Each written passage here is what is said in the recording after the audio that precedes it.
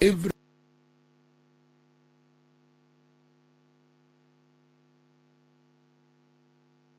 demand accountability. This state of lawlessness must end. We also make an urgent appeal to all friends of this country.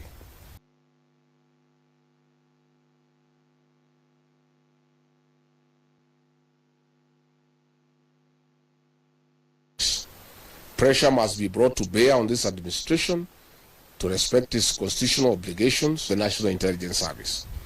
It was politicized.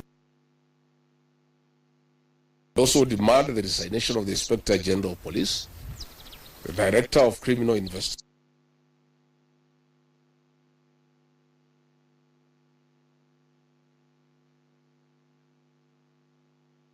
Kenyans. Meanwhile, the government must tell us what we are to do now that our security agencies have publicly stated this administration. And if this unit is not dismantled, we'll be giving the name of the building and the full names of that officer and his cousin in this administration. And these people are not answerable to the Inspector General of Police. Your guess is as good as mine as to who is the commander of that unit. Let me emphasize that killing our children will not quell the anger of the Kenyan people. People are very angry with this administration. Abducting young people is not a solution. You must address the cause of the disquiet, of the discontent. Why are people aggrieved with this administration? That must be dealt with.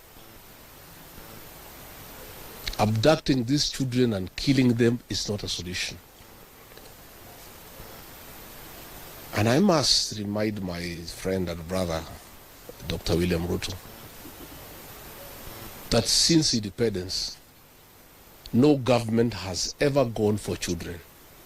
This is the first administration in the history of this country to target children for repression and persecution. Even the colonial administration, brutal as it was, it never went for the children. And the question the president must address is simple. Why has everybody turned against you and the administration in only 2 years? That is what you need to interrogate instead of persecuting these children.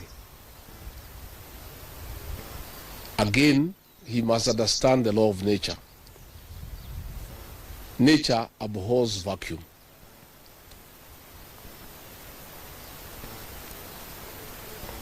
When you swallow the opposition and there is nobody to hold you to account, when you capture parliament and other institutions of oversight, since nature abhors vacuum, other formations will emerge to oversight you and hold you to account. And that is how the church has come up to hold the government to account. And that is how these young Kenyans have come out to hold the government to account. In the unfortunate event that these children were to be muzzled and silenced through death and abductions and other extrajudicial methods of silencing dissent, some new formations will also come up to hold the government in check because nature abhors vacuum. So the amount of repression that is going on in the country is unparalleled, it is unprecedented, and it needs to come to an end.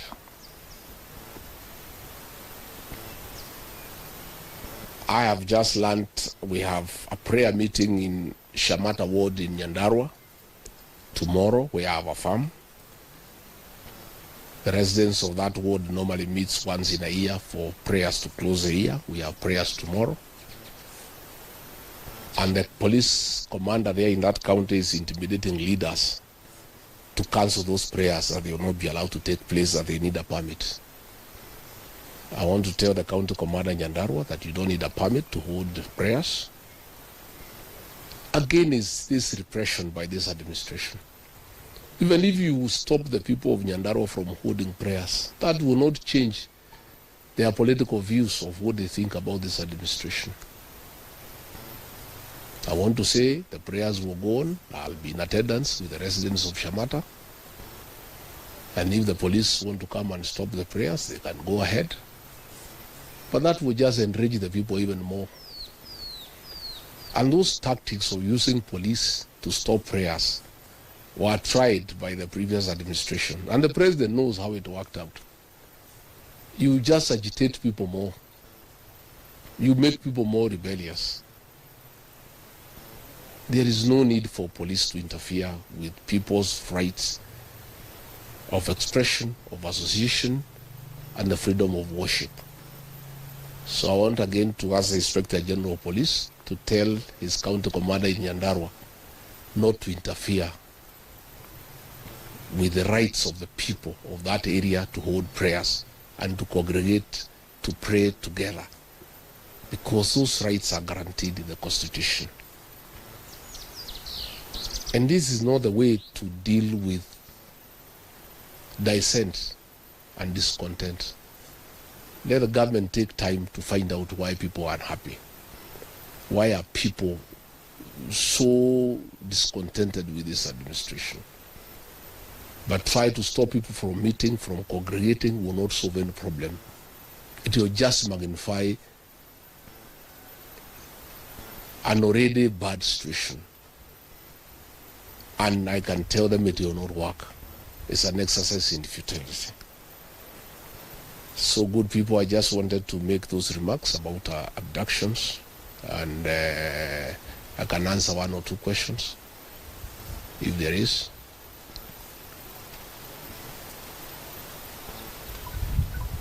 Kosawa?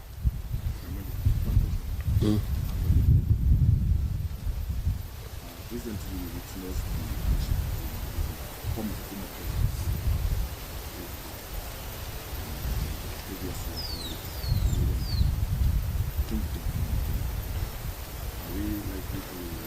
Are you likely to follow the route against it?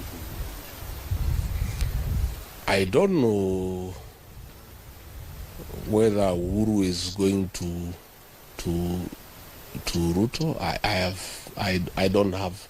I don't have such information. But I have said many times the people of this region don't follow leaders. It's leaders who follow the people. I don't follow anybody myself. I only follow the people. I have said I have very extensive consultations with the people of this region so that we decide what is our political destiny. That consultation is ongoing. It's going on. It's very extensive. It's very thorough. And it's what I'm doing here.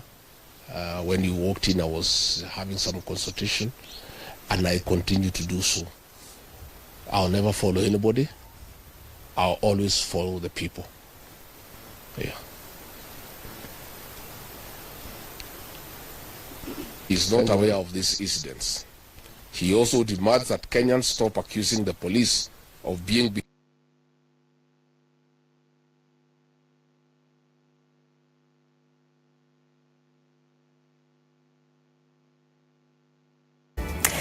At least 8 tragic incidents have been recorded at Hilo Gold mining site in Dabel, Marsabit County since its closure in March this year, with 30 people reportedly losing their lives. The mines were closed following an eruption of ethnic clashes among 2 rival mining groups that led to the death of 13 miners. But how do illegal miners access the restricted and heavily guarded mining sites? Investigations have revealed that security officers collude with the miners and allow them into the mines. Residents interviewed by NTV said by parting with between 2,000 and 5,000 Kenya shillings. The miners are allowed to enter the pits and scoop ore, which is packed into bags. And as NTV's Margaret Kimathi